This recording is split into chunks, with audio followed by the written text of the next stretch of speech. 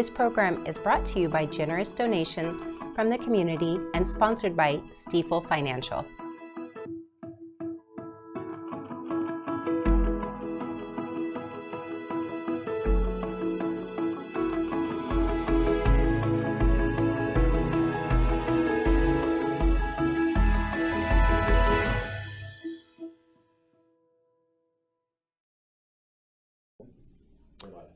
Good evening. I'm Keith Overby, your host for tonight's edition of Nevada County Now. In a world that's constantly shifting and changing, where every headline seems to paint a dark picture for our future and makes us feel that we are faced with challenges that we can't simply solve, I am reminded that with change comes new opportunities and new ways to see the world and each other. I'm reminded that change has been the one constant in all of our lives. Yes, some changes have not been ideal, but many have.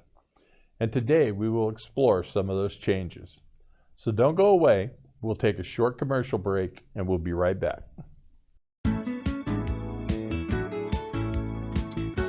Thank you to Stifel Financial, proudly helping individuals pursue financial goals, businesses and organizations raise and protect capital, and communities offer a higher quality of life. To learn more, visit www.stifel.com.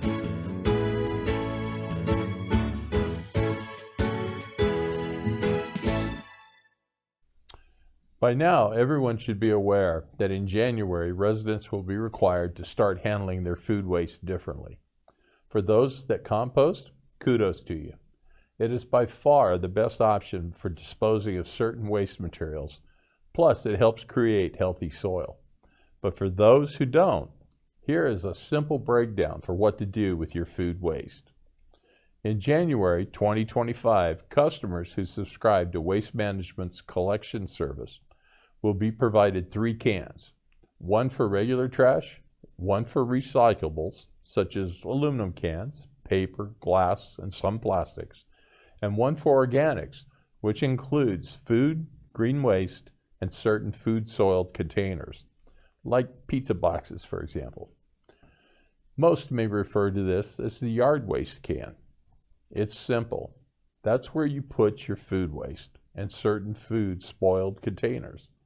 Yes, I did repeat myself. Residents who don't have curbside service will need to separate and self-haul their waste to an approved facility or compost at home. You can learn more about this change at nevadacountyca.gov/organics. And to help you better understand, on Monday, November 18th, 12:30 p.m. to 1:30 p.m., there's a virtual town hall. Nevada County Public Works Director David Garcia and Waste Management District Manager Larry Picard will give a short presentation and take questions from the community. And please visit the Yubanet website at yubanet.com for details. Yes, it's that time again. Coming up is the Country Christmas Fair, where visitors can find thousands of handcrafted items and gifts, handmade by more than 100 talent artisans. Visitors can also enjoy musical entertainment, a gingerbread house, and holiday exhibit displays, a community bonfire, wagon rides, and delicious food. You can contact the Nevada County Fairgrounds at 530-273-6217 for more details. Here in Nevada County, art is everywhere, not just in galleries and coffee shops. There's a new tile mosaic installation on Argyle Way in the Seven Hills neighborhood of Nevada City. This was done by local artists Miriam Morris and Katie Carter, as well as other volunteers. Miriam, a local artist, is a very active contributor to the local art scene in Nevada County. She has been primarily a ceramic sculpture artist since the early 1990s, but on occasion has broken that mold. She's even been labeled as an outlaw artist. Katie is a woman of many talents as well, and we look forward to having both of these women on the program at a future date. If you haven't seen their beautiful work, we highly encourage you to walk or drive by to check them out.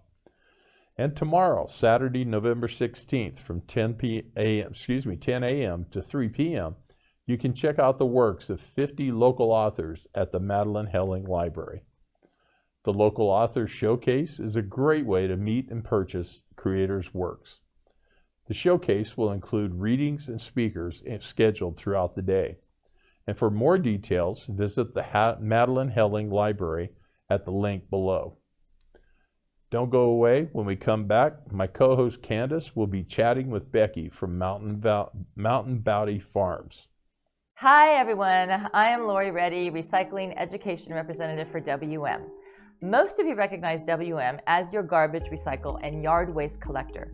But sustainability is #1 for our company as we support local cleanup events, waste diversion efforts, and are currently upgrading the county's transfer station to support the organics program. Our businesses and residents of Nevada County are diverting waste at 49% compared to only 32% nationwide. WM is here to educate local businesses and residences that something as simple as not throwing plastic bags into recycle bins and taking them back to the stores, reusing or refusing altogether, is a big step to our sustainable future. None of our residential plastics go overseas. It is 100% recycled within the United States. To keep up to date, visit nevadacounty.wm.com or on Facebook. Together, we'll make a significant impact. Let's create a greener future, one step at a time. I hope to meet you soon.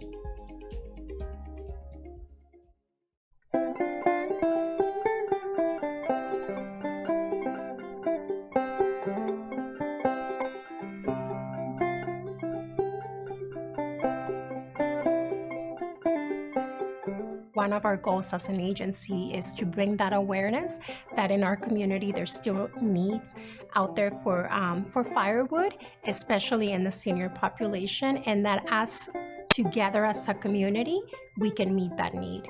Each year gets a little harder and a little harder, but just seeing this, I feel like one of the lucky ones.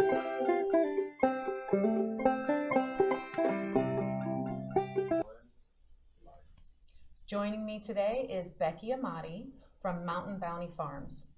For all of you unfamiliar with this local farm, well, let me tell you, they have been providing high quality organic produce since 1997. They are also the oldest and largest CSA farm in the Sierras. All right, welcome Becky. Thank you for coming. Thank you. Thank you for having me. So now, can you tell us a little bit about the farm? Yes, well, Mountain Bounty is the oldest, largest organic CSA farm in the Sierras. We've been around since 1997. We have been offering our CSA for 30 years. Oh, wow. There's about 10 of us that farm full-time and about 5 to 10 additional seasonals. And we produce weekly farm boxes for the community from Auburn all the way up to Reno. And then our main area is the Grass Valley, Nevada City, Nevada County area. Great. Now, I did not know what a CSA box was. Can you explain a little bit more in detail about that? Sure, yeah. CSA is a term that's it stands for Community Supported Agriculture.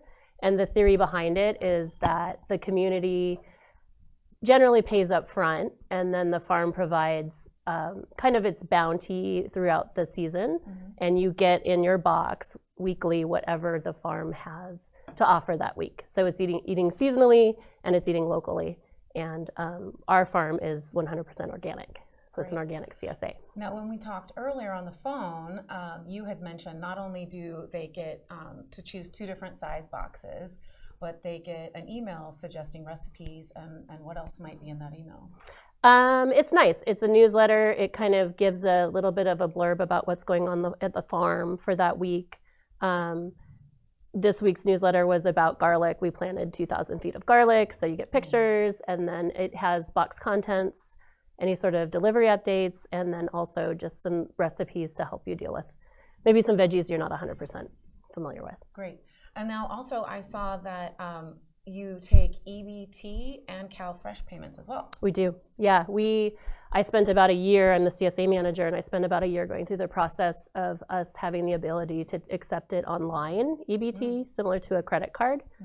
We also can bill EBT, and we do take it at our farmers market locations as well. But it's a very unique thing. You know, we're up on the website with Walmart and Albertsons and all these like big corporate entities that have gotten the ability to take it, and it's nice that we can also take it as well.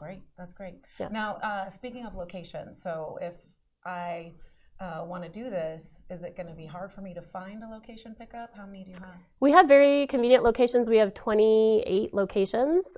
We have 2 in Auburn, multiple locations in Grass Valley and Nevada City. We have 7 in Truckee and Tahoe area. We have 3 in Reno. So it kind of is, and they're pretty pretty convenient locations to get to. Great. So we try to have them very like centric. Great. And now you have the produce boxes, flowers and mushrooms, is that correct? We do. We have all of the veggies are from our farm, or in the winter we do a co-op with other organic farms because we can't grow everything. And then we have flowers from Little Boy Flowers, which are seasonal. We do Frog Hollow organic fruit. They're from Brentwood, which is kind of near the Bay Area. And we have Grass Valley mushrooms, and then mountain mushrooms in Reno we've paired with. And then we also do coffee with Remedy Coffee in Auburn. Wow, yeah. A lot. So a lot. You could get That's your amazing. whole, you know, your whole diet and meal in one pickup location. And then obviously learn new food recipes with this amazing produce. Now, how quick does it go from the ground to the box when I pick it up? It tends to be about a day, which is like a really quick turnaround. We harvest on Mondays and Tuesdays typically in our season, and then the boxes go, actually we harvest on Mondays and the boxes go out on Tuesdays to Nevada County and Auburn. And then on Wednesdays we harvest for the Tahoe, Truckee, Reno area to get it on Thursdays. So it's essentially a 24-hour turnaround. So it's very fresh. Amazing. Yeah.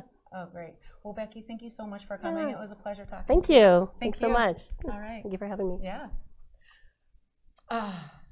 All right. If exploring is your thing, you don't want to miss our next guest. Don't go away. We'll be right back. Hi, I'm Erin Tarr, Executive Director of the Bear Yuba Land Trust. We're a local nonprofit that's been around for 33 years. We've protected over 25,000 acres of land, built over 50 miles of trail, and are always looking for new ways to connect the community with nature. I'm Sean Clark, and I work on our lands and trails at Bear Yuba Land Trust. We'd love to have you become part of the Land Trust family.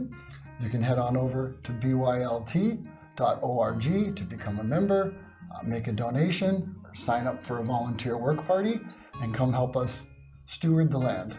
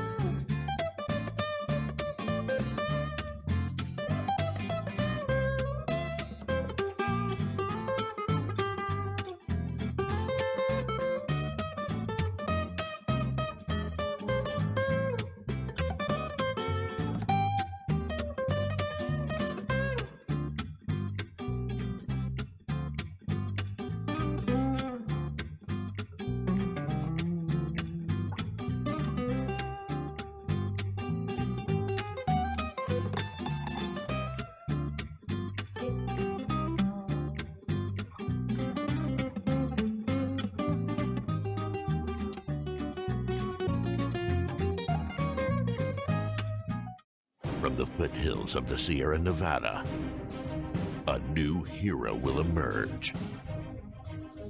One who is ready. One who makes sure their friends and family are set. And has the power to go at a moment's notice. This fire season, you're the hero. We are Ready Nevada County. Hi, I'm Karen Lee Sharp, and I want to just say all our lives are very busy, yet hopefully never too busy to be awake and look around on a weekly basis and notice who in the community might need a little extra love. I love the pay it forward idea.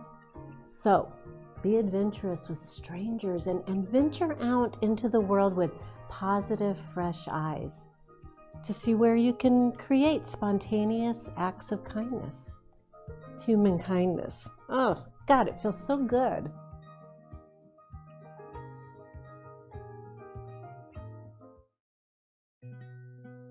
Sometimes love and friendship can blossom in the most unexpected places.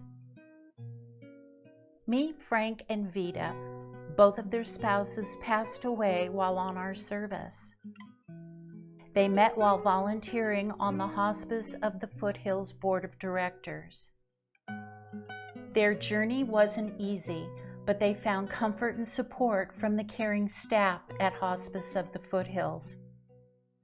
Today, Frank and Vita support Hospice of the Foothills through shopping and donating at our local thrift stores. By volunteering and being community ambassadors for our mission to provide compassionate end-of-life care for patients, families, and the community. Hospice of the Foothills, your community nonprofit hospice since 1979. We're live.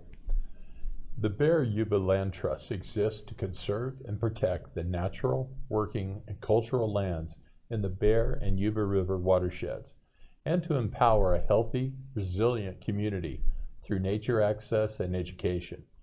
And today we're joined by Sean Clark, who is here to tell us all about the Sugarloaf Trail. So Sean, welcome. We're glad you're here. Thank you. So what can you tell us about the Sugarloaf Trail? Yeah. Maybe tell them where it's at even. So.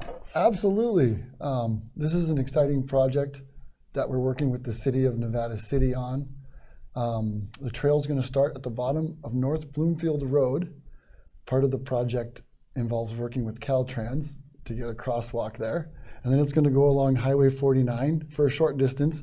And then it kind of cuts up north on that Forest Service parcel. And then it's on a few private parcels. That's one of the roles the Land Trust has, is we hold trail easements on the two private parcels.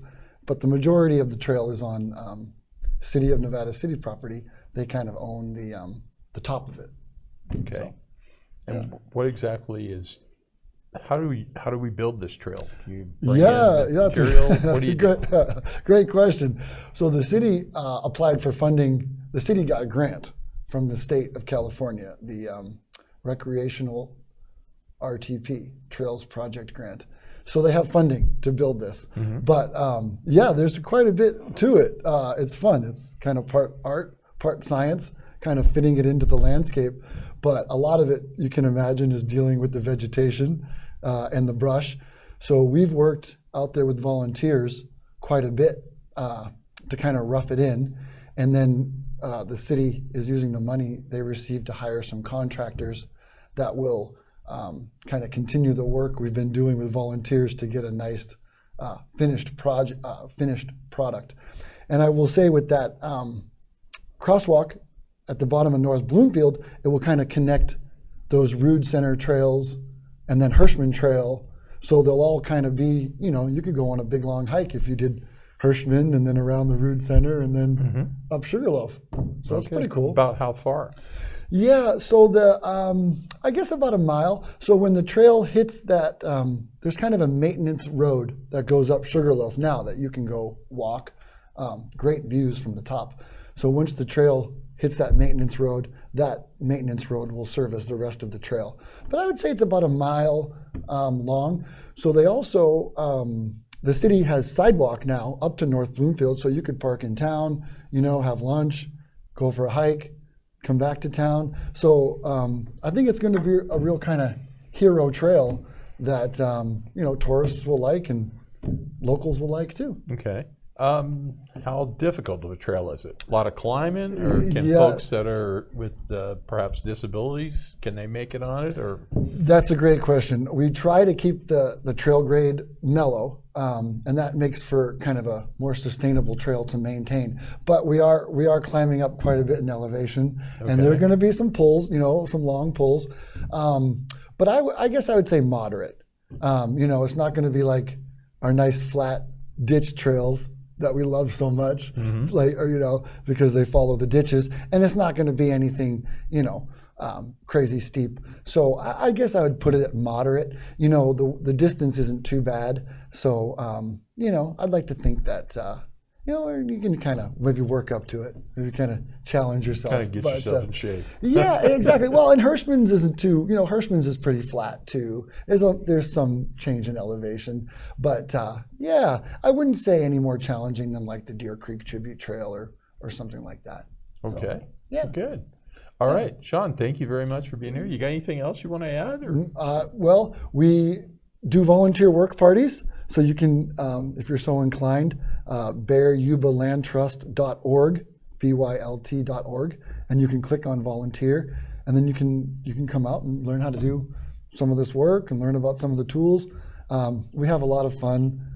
It's a good group. We tell a lot of bad jokes and have a lot of fun out there working on the trail. Sounds like our kind of guys, you know. All right. Yeah. All right. Thank you very much, Sean. Take care. Yeah. All right, everybody. Thank you for watching this edition of Nevada County Now. If you'd like to help contribute or write stories, appear on a show, or even become a host, please check out the details on our website at nevadacountymedia.org/NCN. This program is local news and information brought to you by local residents. Remember to stay safe, take care of each other, and get out there and enjoy all this community has to offer. Good night now.